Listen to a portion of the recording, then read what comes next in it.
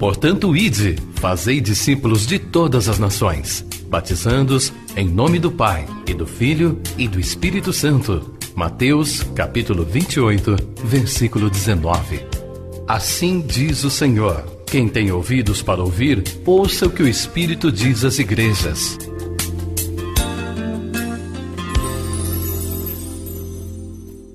Deus, em nome de Jesus, obrigado, Senhor, por esse período de louvor. Nós entendemos, ó Deus, que o Senhor nos congrega, que o Senhor nos reúne e nos dá a chance, a oportunidade de oferecermos a Ti o nosso culto, o nosso louvor e a nossa adoração. E agora, Senhor, esse é o momento em que nós nos aquietamos e reverentemente oferecemos a Ti a nossa atenção, o nosso coração aberto para ouvir a Tua voz, através da Sua palavra. Todo impedimento a ela seja vencido agora pelo poder que há no nome de Jesus. E que todos possam entender a mensagem que o Senhor envia, que ela fique clara no coração de cada um. É no nome de Jesus que nós oramos e te agradecemos. Amém. Evangelho de Marcos, capítulo 12, versículo 18, diz assim: Então os saduceus, que dizem não haver ressurreição, aproximaram-se dele e lhe perguntaram, dizendo: Mestre, Moisés nos deixou escrito que se morrer o irmão de alguém e deixar mulher sem filhos, seu irmão tome-a como esposa e suscite descendência a seu irmão. Ora, havia 7 irmãos. O primeiro casou e morreu sem deixar descendência. O segundo desposou a viúva e morreu, também sem deixar descendência. E o terceiro da mesma forma. E assim os 7 a deixaram sem descendência. Por fim, depois de todos, morreu também a mulher. Na ressurreição, quando eles ressuscitarem, de qual deles será ela esposa? Porque os 7 a desposaram. Respondeu-lhe Jesus: Não provém o vosso erro de não conhecerdes as Escrituras, nem o poder de Deus? Pois quando ressuscitam de entre os mortos, nem casarão, nem se darão em casamento, porém são como os anjos nos céus.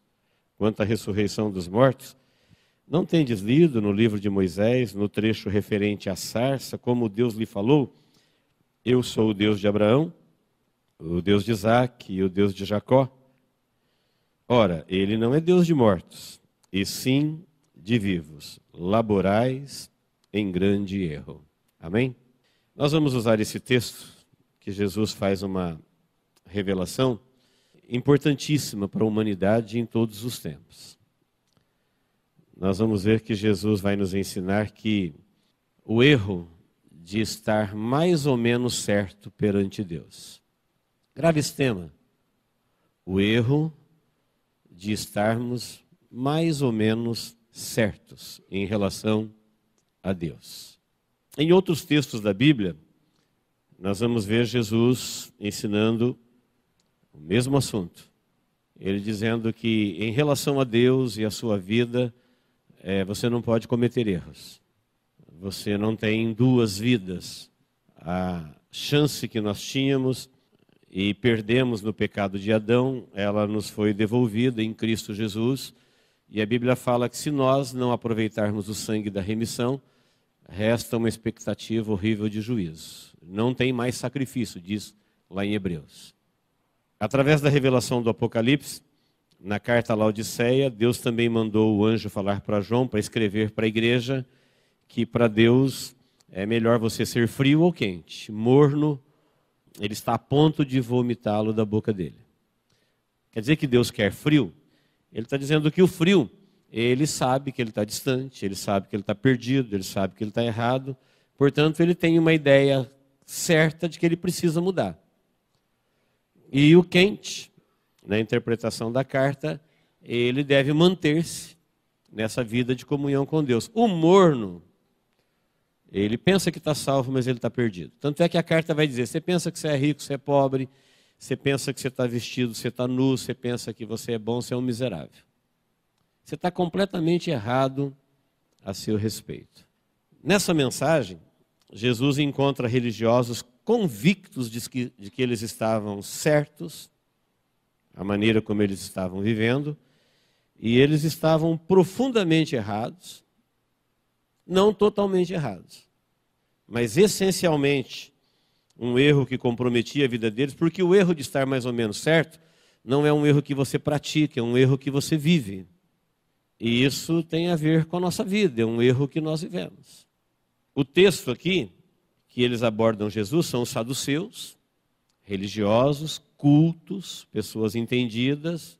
Eles não conseguiam acreditar na ressurreição. Não acreditavam também em anjos.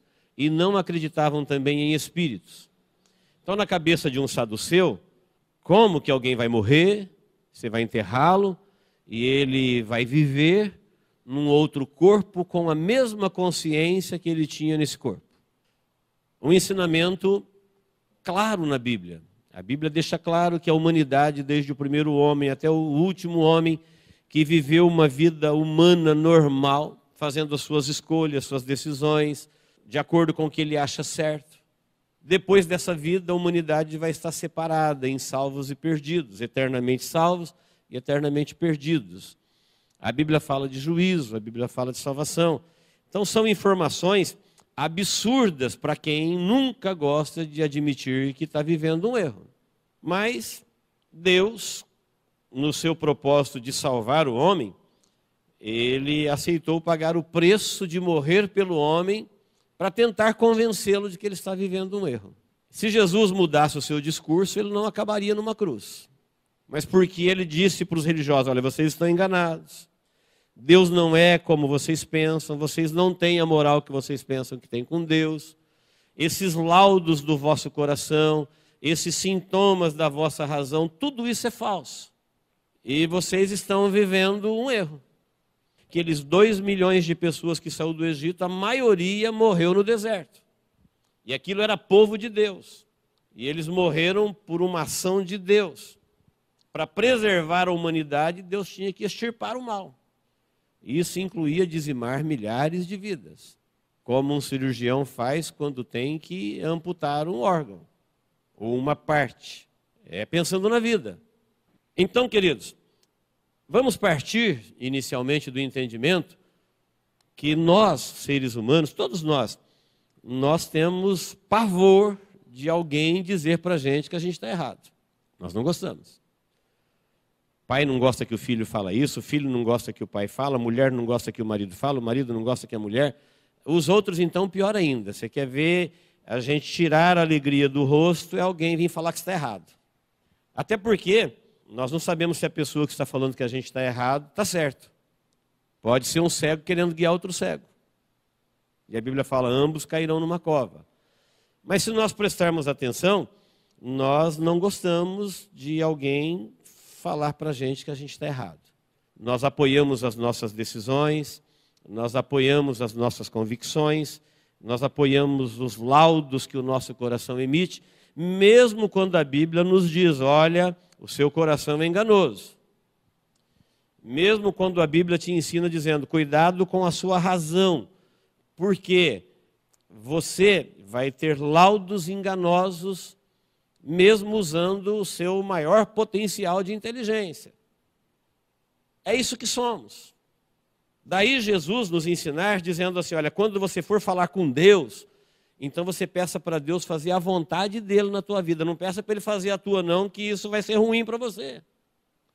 Por mais que você se ame, por mais que seja a sua autoestima, você não tem a capacidade, a percepção, humanamente falando, de perceber um erro. Então Jesus nos ensinou dizendo: quando você for falar com Deus, então você peça para Ele fazer a vontade dEle. Você tem planos a seu respeito? Ele também tem. Peça para Ele fazer o dele. Você tem vontades para a sua vida? Ele também tem. Peça para Ele fazer a dele. Não peça para Ele fazer a sua, que isso não vai dar certo para você. Não é que vai dar errado para Deus. O assunto é ressurreição, é vida eterna. Nada vale mais do que isso. Se nós perdermos isso, nós perdemos tudo.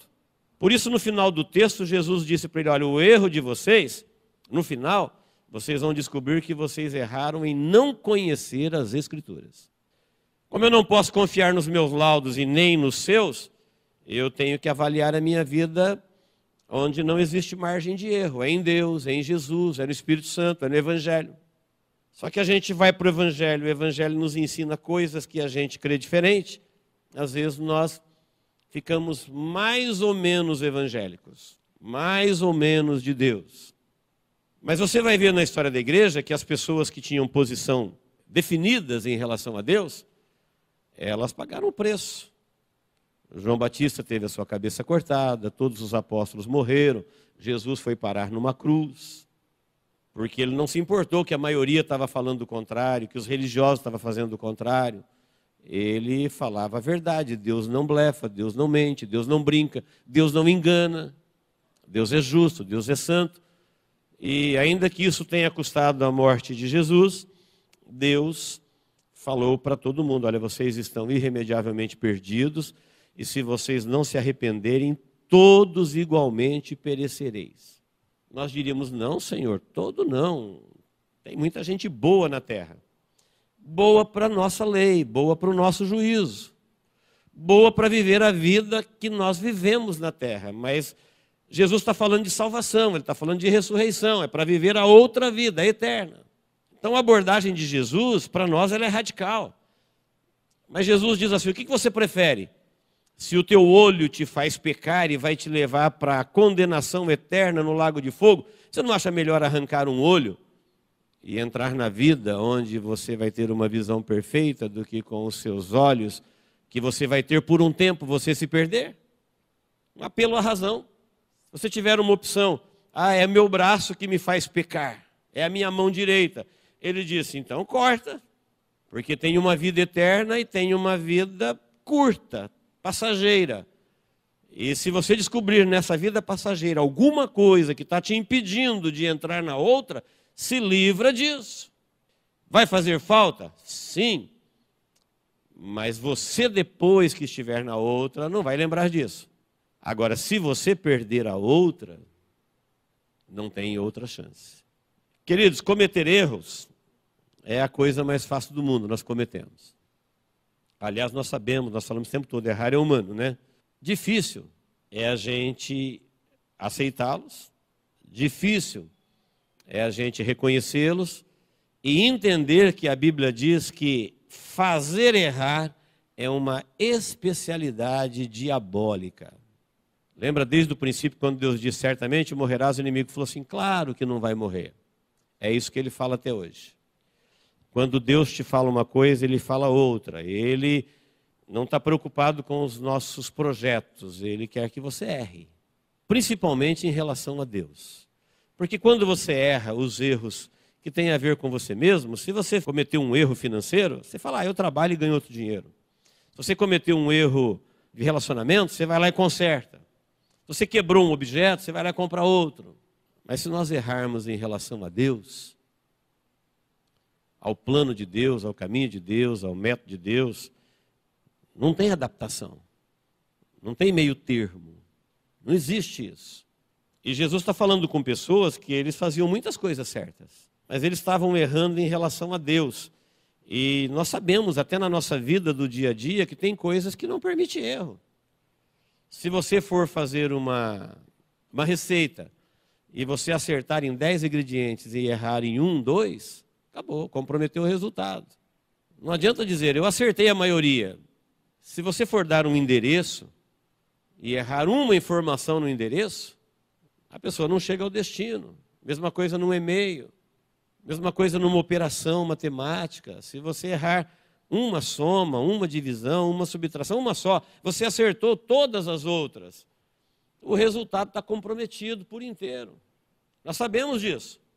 E Jesus termina o ensinamento dizendo, olha, vocês laboram em grande erro. Laborar é labor, é trabalho. Está dizendo, vocês fazem um projeto gigantesco, com sacrifício, com sonhos, com planos, mas nunca pararam para pensar se isso está certo ou está errado. Em relação a Deus, na sua cabeça, para você está certo. Então eles montaram uma religião monumental, rigorosíssima, a melhor da época, em Israel, povo de Deus, nação de Deus, no templo de Deus. E Jesus disse, vocês estão laborando em grande erro. Vai ser um desastre para a vida de vocês. Por quê? Porque se você errar, bom, quando você erra, não tem resultados. Tudo é falso. Se você errou o caminho, o destino não é o que você queria. Se você errou qualquer coisa em relação à eternidade, não tem eternidade em relação à salvação. Mesmo que você tenha feito outras coisas certas. Vamos imaginar que você errou o caminho, mas você dirigiu na velocidade, você usou os equipamentos, você fez tudo certinho. Só estava errada a direção. Comprometeu tudo. E como nós temos dificuldades, nós temos que admitir humildemente isso, de admitir erros, porque para admitir erro eu tenho que enfrentar meu ego, eu tenho que enfrentar minhas convicções, eu tenho que me humilhar e dizer errei. E a proposta de Deus para me salvar é arrependa-se. Se você tiver que negar alguma coisa, negue a si mesmo. Deus está falando para mim dizer não para mim mesmo. Ele está dizendo que eu não sou confiável, que os meus laudos de inteligências ou de emoções ou de percepção de vida podem me conduzir à perdição. Com certeza me conduzirão. Por isso ele veio aqui para nos guiar, para nos buscar, para nos iluminar, para nos salvar, para nos direcionar. Mas devido à dificuldade que nós temos de admitir erros, nós levamos isso para Deus. Nós não deixamos nem Deus dizer para nós que nós estamos errados. E quando nós estamos errados, nós acabamos aceitando essa proposta do inimigo, que é te ver errado em relação a Deus. Ele vai te deixar tranquilo. Deixa ele, esse daí está perdido. Porque ele sabe quando você está errado em direção a Deus. Você deixa de ser uma ameaça, deixa de ser um problema, deixa de ser um alvo, deixa de ser alguma pessoa que ele quer conquistar.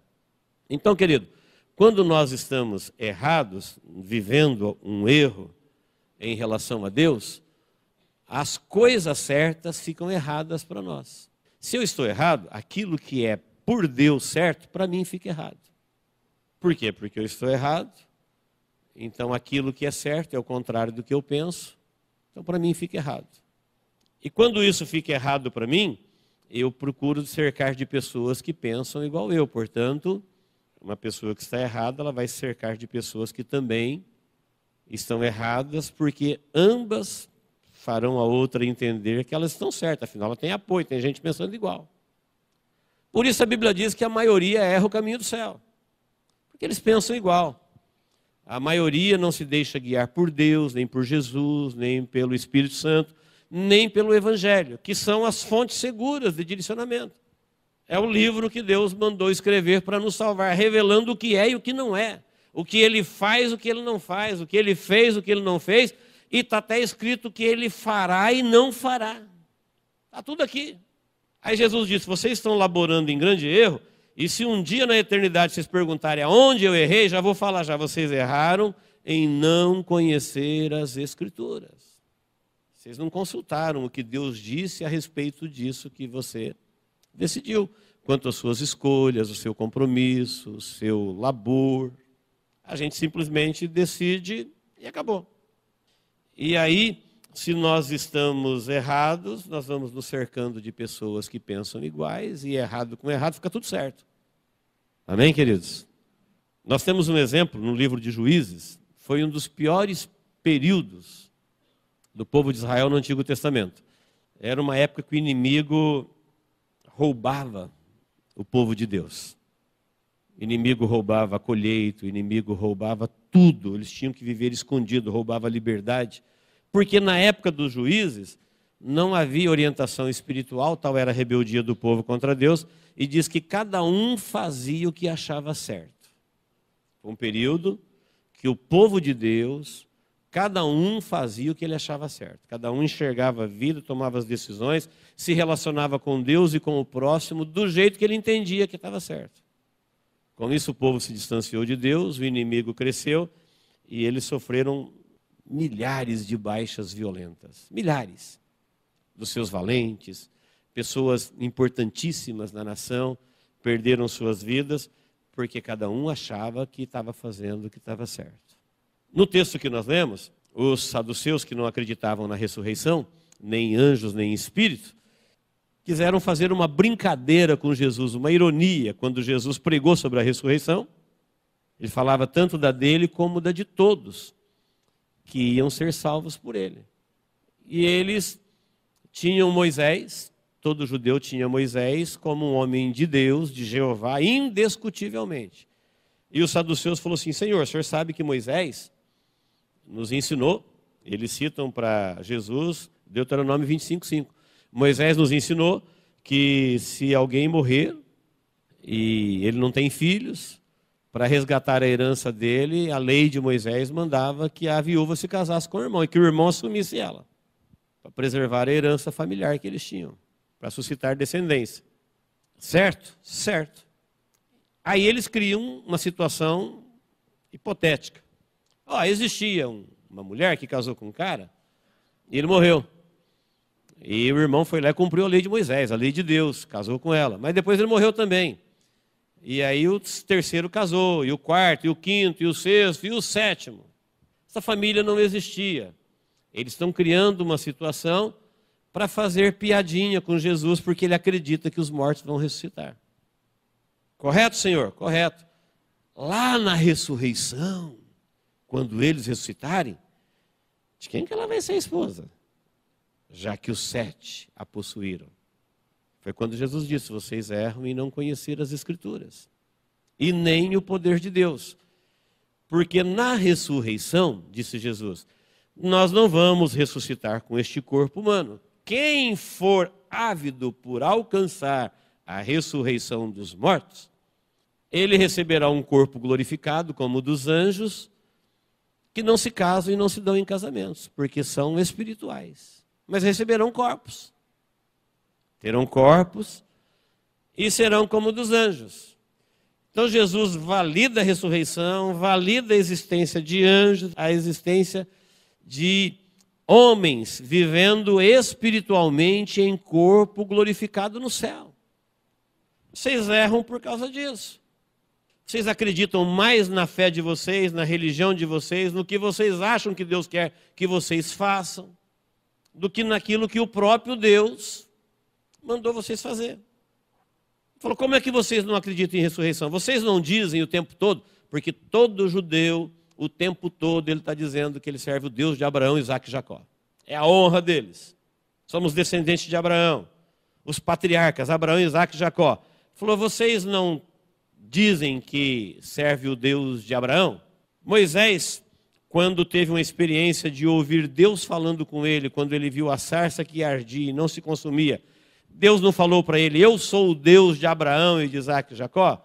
Vocês não sabem que ele é o Deus vivo, que ele não é Deus de mortos? Portanto, se ele é o Deus de Abraão, Abraão está vivo, Isaque está vivo, Jacó está vivo. Ou vocês acham que Deus está em algum lugar sendo Deus de mortos? No outro plano? O que passa pela tua cabeça, saduceu, que depois da vida como você a conhece, onde eles estão, onde Deus está, como é que eles estão? Se não tem ressurreição, onde eles estão? Deus está velando mortos se decompondo? Eles tiveram uma outra experiência no Monte da Transfiguração, quando Jesus se transfigurou de luz num corpo glorificado, no alto, vencendo a gravidade, e com ele apareceram 2 pessoas que tinham vivido há muito tempo, Moisés e Elias, as 2 pessoas mais importantes para um judeu. Um tinha sido arrebatado vivo, num carro de fogo, e ninguém sabia onde ele estava. Estava lá. O outro tinha morrido e sepultado. O próprio Deus havia dito para Josué: Moisés, meu servo, é morto. Ninguém sabia onde ele foi sepultado, mas Deus falou: ele morreu. Deus já havia dito para ele que ele morreria. Falou: você vai morrer e vai descansar juntamente com seus pais. E Josué vai prosseguir com este povo. Deus havia dito que ele ia morrer e ele morreu mesmo. E Deus falou para Josué: Moisés está morto. Deus ocultou o corpo dele para não permitir idolatrias, porque o povo adorava mais a Moisés do que a Deus. Para preservá-los de pecar, foi que Deus ocultou. Então Deus diz: como que você diz uma coisa no momento e você crê outra dentro de você? Como é que você fala: eu sou o Deus de Abraão é o meu Deus, e no outro momento você fala: eu não creio na ressurreição? Ele está dizendo: é um erro. você não crer na ressurreição, você não crer nos anjos, você não crer na vida espiritual, você não crer na vida eterna, é um erro. Um erro que vai pesar sobre a sua vida se você querer viver assim. Nós vamos encontrar em muitos lugares da Bíblia a palavra de Deus nos advertindo: olha, vocês não podem errar nisso. Porque cada igreja vai dizer uma coisa, cada pessoa vai dizer uma coisa, mas você vai lá na palavra, confere. Eu creio que todos nós sabemos que a Bíblia é um livro imortal. Pelo menos é o único livro que a gente conhece que não envelhece. É o único livro que é impossível a mente humana produzir, porque ela tem 40 autores, foi escrito em 16 séculos, a maioria desses 40 autores nem se conheceram. Chegaram a escrever até 1.600 anos um longe do outro, falando sobre o mesmo assunto. Coisas que aconteciam naquela época, coisas que Deus criou muito antes dele. Como é que Moisés escreveu o Gênesis? E quando a ciência avalia a criação, ela vem o tempo todo dizer que é do jeito que está lá no Gênesis. O homem é terra mesmo. A ciência já viu que ele é pó mesmo. A ciência já comprovou que o dilúvio existiu mesmo. Só que quem escreveu aquilo ali viveu muito tempo depois. Quem foi que disse para ele? E tudo que está escrito. Então nós temos uma fonte segura, que é a palavra de Deus. Hoje, com todas as técnicas que o mundo possui, se nós colocássemos 40 autores e separássemos um do outro e dessemos um tema para eles escrever, viraria uma coisa impossível de se ler e de ser uma unanimidade. É só você perguntar para as mentes mais brilhantes hoje, perguntinhas básicas. Pergunta para eles quem é Deus. Pergunta para eles quem sou eu. Você vai ver a coxa de retalho que vira nas respostas. Não há consenso. Pergunta para eles o que é pecado, o que é morte, o que é eternidade, o que é trindade. Nós temos um livro que Deus mandou escrever exatamente para nós não ficarmos refém dos nossos laudos enganosos do nosso coração, da nossa razão, do engano das pessoas, do engano dos religiosos, do engano das trevas de um mundo enganoso, e vivermos, não somente cometermos os nossos erros dos quais nós devemos arrepender, mas vivermos sinceramente um erro, verdadeiramente um erro. Porque tem gente que crê com sinceridade em alguma coisa que é um erro. Crê com verdade, com coração, com inteligência, com entusiasmo em alguma coisa que não vai poder lhe valer. Foi um erro. Ele não poderia ter cometido esse erro em relação a Deus.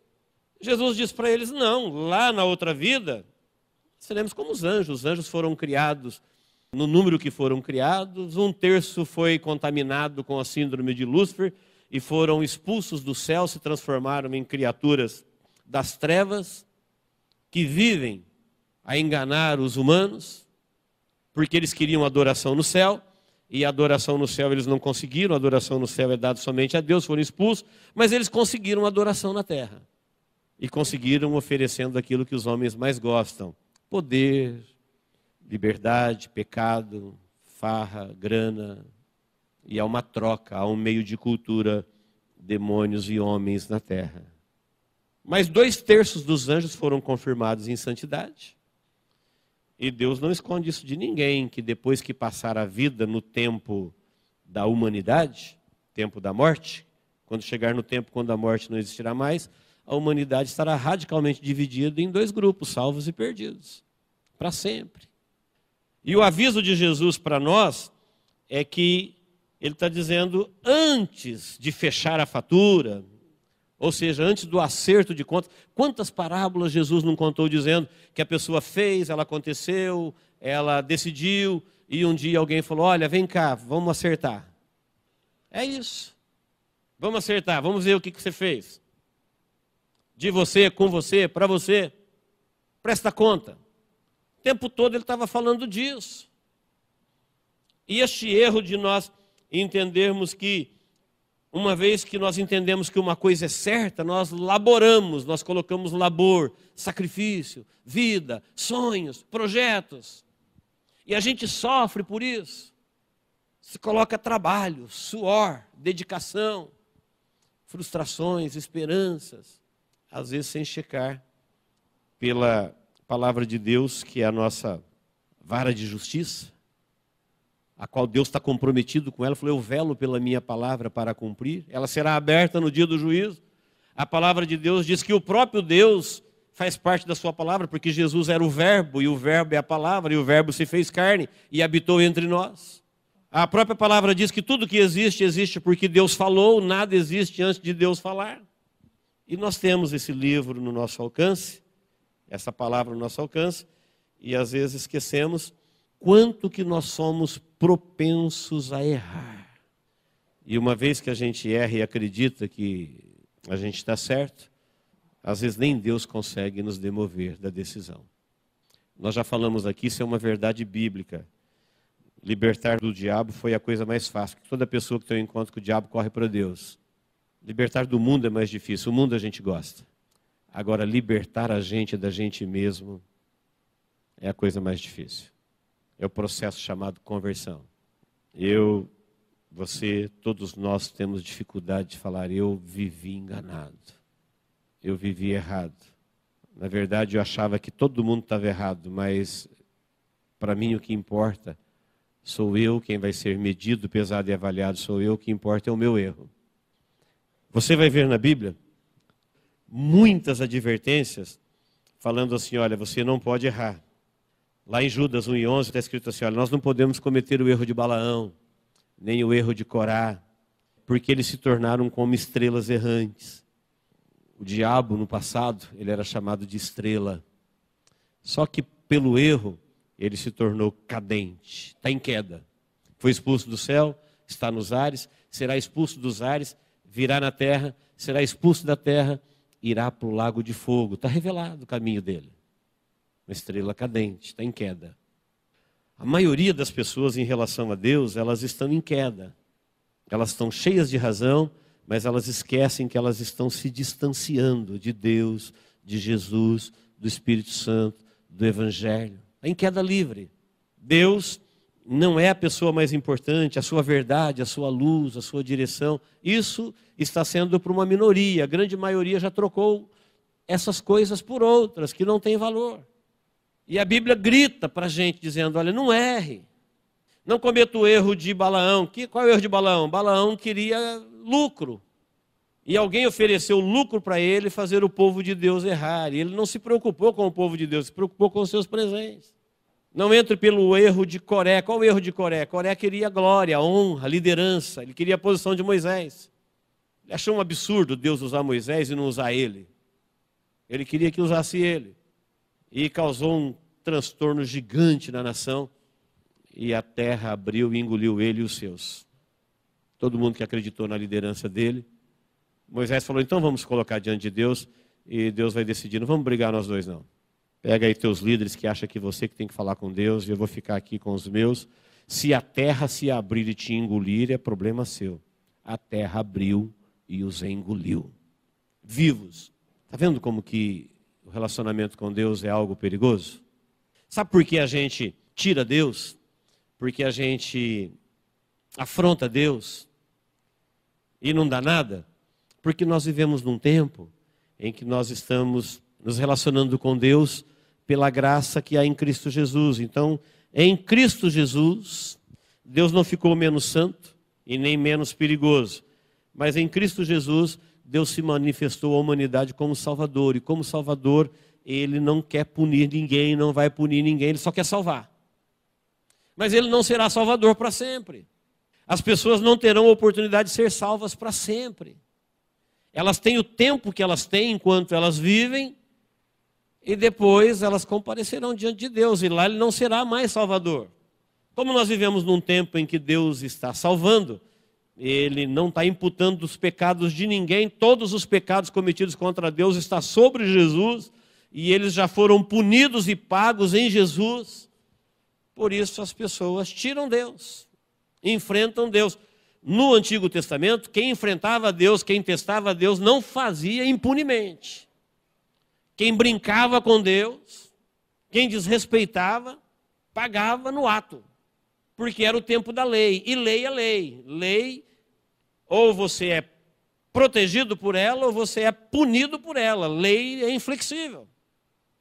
Mas nós vivemos num tempo em que Deus manifestou a sua graça e entre condenar todo mundo e salvar todo mundo, ele decidiu salvar todo mundo. Só não vai salvar quem não quer ser salvo.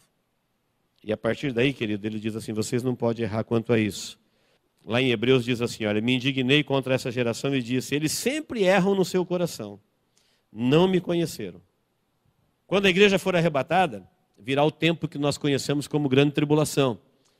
E o espírito que vai operar no mundo e convencer todo mundo a adorar a besta, que vai reinar politicamente na terra, é chamado de espírito do erro. E Deus vai permitir a vinda do espírito do erro para que as pessoas confirmem que elas gostavam de andar errado. Por que Deus vai permitir?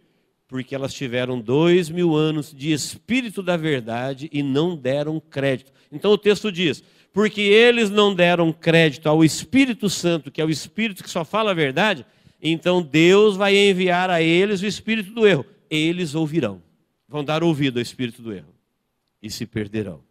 Quando a gente lê um texto como em 1 Coríntios 6:10, diz, irmãos, não erreis, vocês não podem se enganar. E ele diz assim, olha, os injustos não herdarão o reino dos céus. Aí a gente para e diz, mas o que é injusto? Quem é justo para atender a justiça de Deus? Só Jesus. Mas Deus sabe quem nós somos, Deus conhece os parâmetros em que nós temos a inocência da nossa fraqueza e quando nós temos velhacaria. Nós temos senso de justiça, nós temos senso moral. A gente nasce com isso, com a ideia do bem e do mal, do certo e do errado, desde a infância. É quando a gente quer se enganar, dizer, não, eu não sei o que é justiça. Sabemos sim. É igual o homem que estava sentindo fora da vida eterna e foi perguntar para Jesus, quem é o meu próximo? Eu não sei quem é meu próximo. Aí Jesus contou a parábola do bom samaritano e falou, quem que é o próximo daquele um que estava ferido na beira do caminho e usou de misericórdia para com ele? Ele falou, o que usou de misericórdia? Ele falou, então você sabe sim. Você não quer admitir que você sabe. Você não quer se enfrentar. Você não quer se medir pelo Evangelho. É um erro. Quer viver nele? Você está vivendo num grande erro. Laborais, mas eu estou num projeto sensacional, maravilhoso. Está laborando em grande erro. Quando os religiosos da época desfilou para Jesus a monumental religião deles, Jesus falou assim, toda planta que meu pai não plantou será arrancada. Não fica empolgado com esse entusiasmo. Falou, o templo vai ser destruído. Eles adoravam mais o templo do que Deus. Tanto é que eles diziam assim, olha, se você jurar pelo templo, nada é. Mas se você jurar pela oferta do templo, olha a veneração que eles tinham. Jesus disse, o que é que santifica a oferta? É o templo. Vocês erram o tempo todo, ele falava para os religiosos. Então não adianta mostrar esse monumento gigantesco, essa multidão.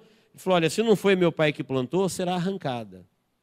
Se você não fez porque Deus falou para você fazer, se você não vive o que Deus pediu para você viver, não importa o quão brilhante foi a sua vida.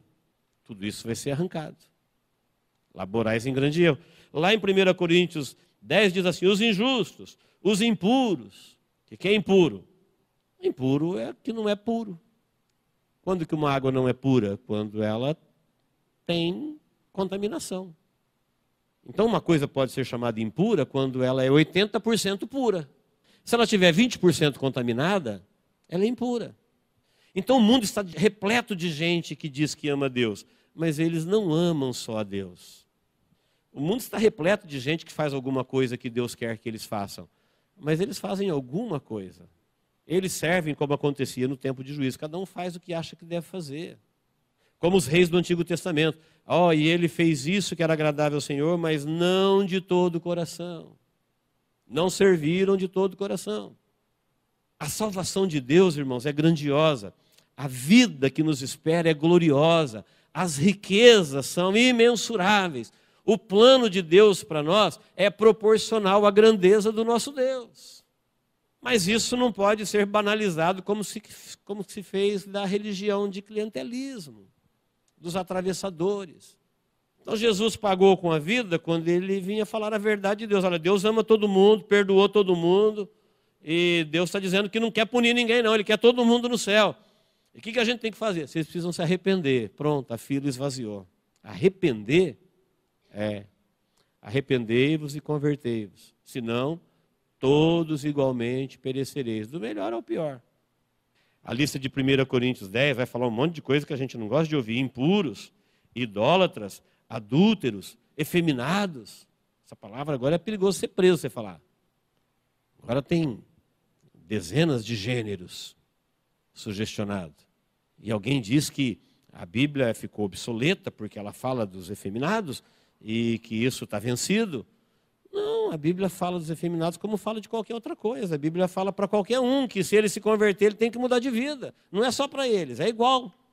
A Bíblia fala que aquele que mata não pode matar mais, do que rouba não pode roubar mais, o que mente não pode mentir mais, o maldizente não pode mais ser maldizente, o adúltero não pode ser mais adúltero, o beberrão não vai beber mais. É todo mundo. Não é uma classe chamada de minoria que é castigada. Não, é a conversão. Aquela vida antiga foi condenada e Deus aceitou condená-la em Cristo Jesus e nos deu uma nova vida. E por que ele fala que você não pode errar agora? Porque se você, depois de receber uma nova oportunidade, uma nova vida em Cristo Jesus, voltar a viver a vida condenada, condenado será. Não se trata de uma proibição, de um Deus tira prazer. É Deus dizendo, essa vida aí, Deus já a julgou e já condenou e decidiu salvá-la. Agora, uma vez que Ele te salvou, você vai viver de novo? Isso é um erro. Não errais, não enganeis. Vocês não podem se enganar e voltar para os ídolos, voltar para ser um sodomita, um ladrão, um avarento, um maldizente. Mas eu tenho certeza que o avarento, ele vai dizer assim, entre Deus e Mamon, eu sirvo Mamon. Mamon dá muito mais resultado nesse mundo aqui do que Deus. Com o Mamon, nesse mundo aqui, você faz muito mais sucesso do que com Deus. Só que é um erro. É um erro que não é um erro que você pratica, é um erro que você vive. Então nós temos que tomar cuidado com nossas escolhas, com os nossos tempos, com as nossas finanças. Nós temos que tomar cuidado com o nosso trato com o próximo. Os maldizentes, está aqui na lista, falou, não erreis, maldizentes não entram no reino dos céus. Agora, quem não diz mal de ninguém pode tacar a primeira pedra. Eu sou um deles, mas eu tenho que tomar cuidado, isso é um erro. O mundo vai nos dar, as pessoas nos darão motivo para maldizê-las. Gente em volta da gente, que não entende o que o Espírito Santo quer fazer da gente, eles nos darão motivo para você maldizer. Só que maldizer é um pecado meu, é um erro. O texto está dizendo, olha, isso é um erro, não viva neste erro. E muitos outros erros que você vai perceber que é um erro quando você acender a luz do Evangelho na tua vida. E se eu decidir não ser maldizente, e alguém me perguntar por quê, eu vou falar porque a Bíblia me ensinou que isso é um erro. Falou para mim não errar vivendo assim. Porque quem faz assim não herdará o reino dos céus. E se eu não for para herdar o reino dos céus, eu não tenho mais o que vir fazer aqui e nem servir a Deus. A Bíblia fala, se a nossa esperança for apenas nessa vida, nós somos os mais infelizes de todos os homens. Vamos viver a vida, comer, beber, bagunçar e morreremos e iremos para a condenação. Este ensinamento de Jesus, ele é abençoador, ele é profundo, ele está dizendo, existe uma vida de ressurreição. O nosso pior inimigo, a morte, você vai passar por ele? E Paulo diz, quando este tabernáculo se desfizer, nós já temos um outro dado por Deus, imortal, onde você sairá do outro lado vivo, sem morte, sem condenação, sem pobreza, sem pecado, sem choro, tudo resolvido por Deus em Cristo Jesus. Nós não podemos errar esse caminho. É o caminho da vida. É o que Jesus falou, é o caminho estreito. Da porta estreita, o caminho apertado. Porque a maioria erra. Mas é um caminho abençoador, compensador. Vale a pena nós desconfiarmos das nossas verdades. Por isso a Bíblia nos ensina, Senhor, faça a sua vontade. Cumpra o teu propósito. Por quê? Porque o nosso não é confiável. E nós não podemos cometer esse grande erro na nossa vida, que é estar mais ou menos certo em relação a Deus. Em relação a Deus, nós não podemos estar mais ou menos certos, nós temos que estar certos. Em Mateus 27, 62, os religiosos, quando foram falar com as autoridades a respeito do corpo de Jesus, eles disseram assim: olha, esse embusteiro, olha como é que eles chamaram Jesus, esse embusteiro, os religiosos, falando do Deus humanizado, tudo foi feito por ele, sem ele nada do que foi feito se fez, ou seja, Deus está do tamanho deles, falando a língua deles, olhando no olho deles, e eles estão certos que ele é um embusteiro. E eles disseram assim: olha, esse embusteiro, quando ele estava vivo, ele falou que ele ia ressuscitar depois de 3 dias.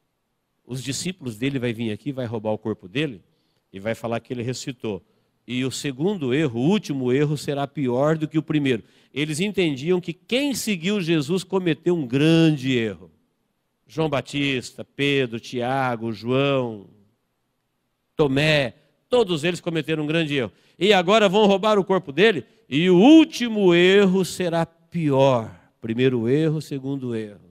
Pode imaginar esses homens, quando a vida deles terminaram, que eles se viram do outro lado, e olhar para Jesus do jeito que João o viu, está registrado em Apocalipse 1. A hora que eles acabarem de dar a última respirada aqui, e abrir os olhos do corpo glorificado ali, e ver que tudo era verdade. Vou te dar um exemplo de alguém que não precisou nem morrer para ver isso. Saulo de Tarso tinha certeza que aquele povo chamado povo do caminho que seguia Jesus tinha que morrer. E ele pegou carta branca para matá-los. Pegou autorização para matá-los. Quem encontrar, prender, e se for o caso, matar. E quando ele estava indo para perseguir este povo, ele viu uma luz fortíssima, tão forte que o derrubou da sua cavalgadura, do seu cavalo. E ele ouviu uma voz dizendo: Saulo, Saulo, por que me persegues? A pergunta era natural: quem é, Senhor?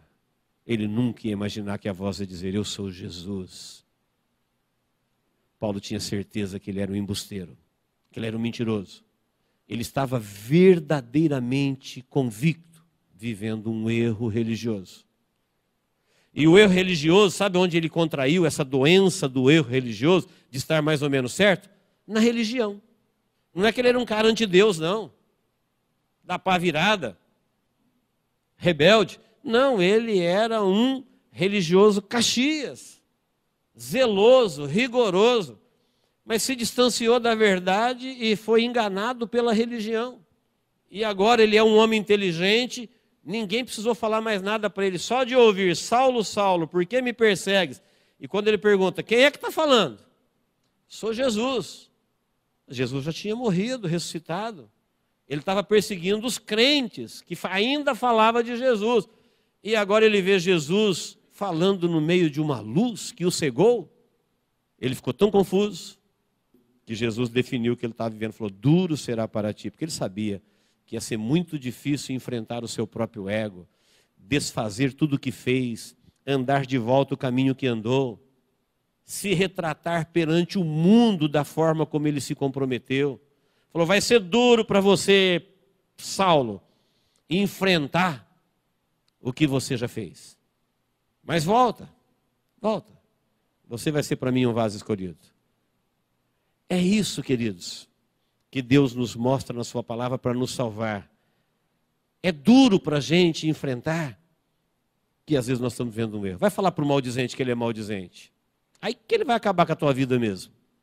Vai falar para o errado que ele está errado. Vai falar para o idólatra que ele é idólatra.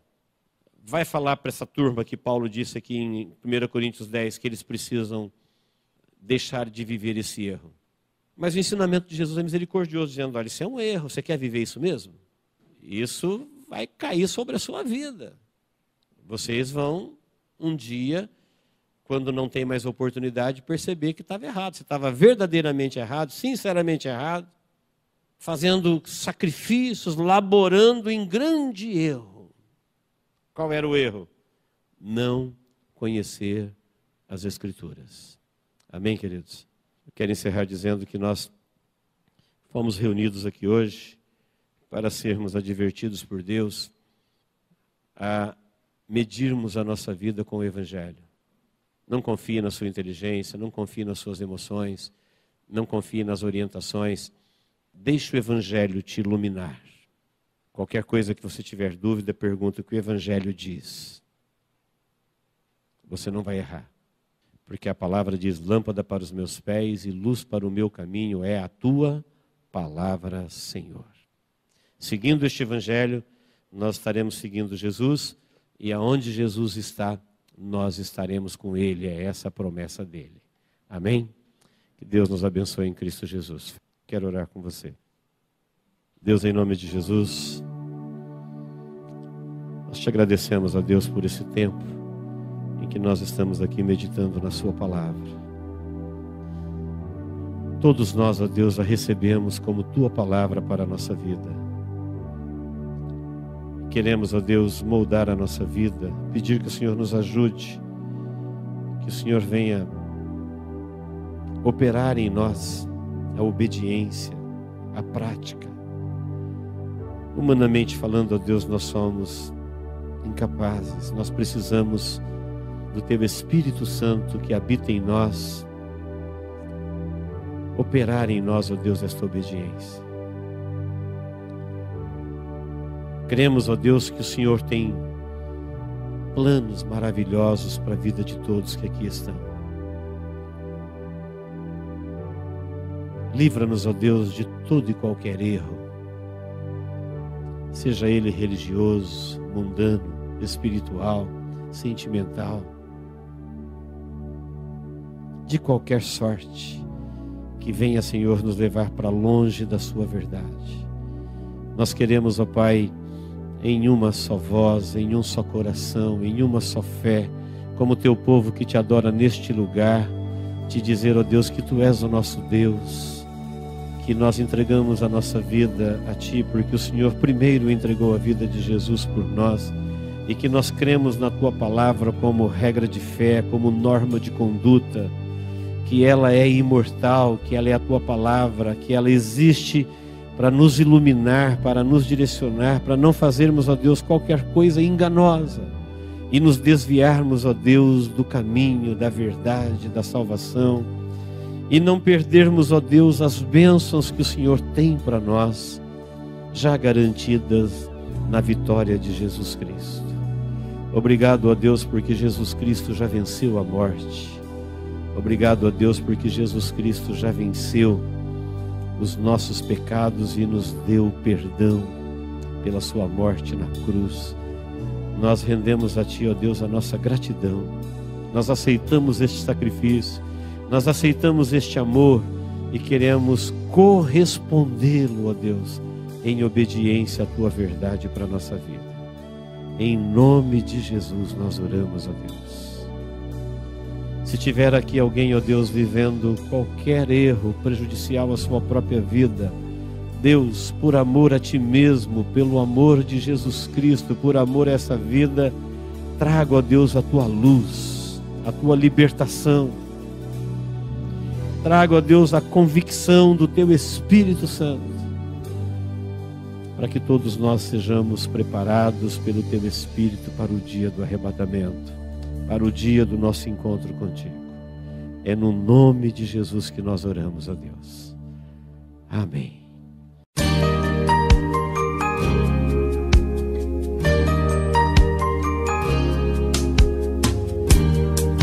Esta mensagem foi gravada ao vivo quando ministrada na Igreja Evangélica Manancial. Este tema e outros mais estão à disposição do público a preço de custo, com o único objetivo de proclamar a palavra de Jesus nestes últimos dias.